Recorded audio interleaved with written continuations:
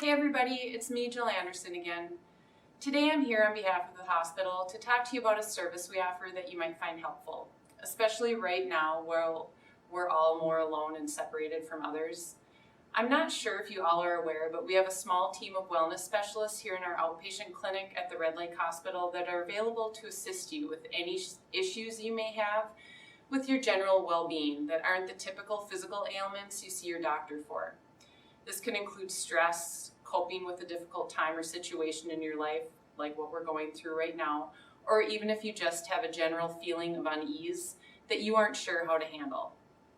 Our wellness specialists here in Red Lake have given us some wellness tips that you might find helpful while you're dealing with this unusual time in your life. I'd like to share some of those with you now. Take time to participate in enjoyable or meaningful activities like traditional spiritual practices, walking or hiking, gardening, biking, or if you're already doing these things a little, maybe increase your participation or get a family member to join you. If you're a parent, now you might actually have the time to get down on the floor and play with the kids, arrange a scavenger hunt in the yard outside, or check out what's starting to bloom in the woods. We have all felt the sting of social activities being limited due to social distancing guidelines, but we can still connect with friends and family in other ways.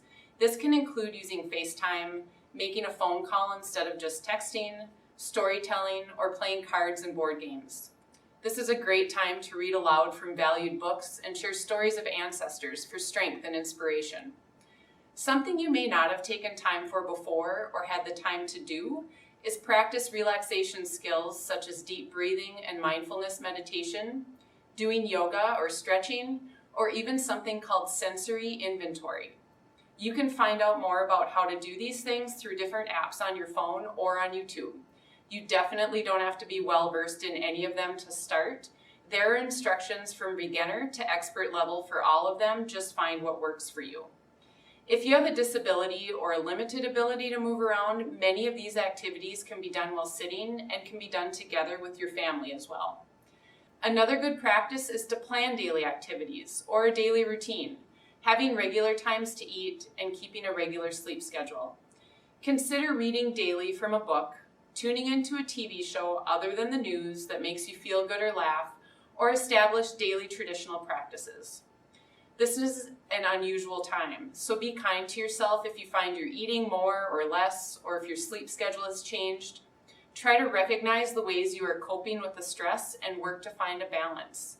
If or when you're feeling down about the pandemic, think about a time in your life when things were difficult and how your strengths, or even the strengths of others, got you through those times. Maybe it's reaching out to someone who always has a positive view of things or who's creative, somebody with some wisdom to offer, or someone who just listens. It could be finding a way to focus on the positive, thinking about what you're learning from this time, or naming things you're grateful for.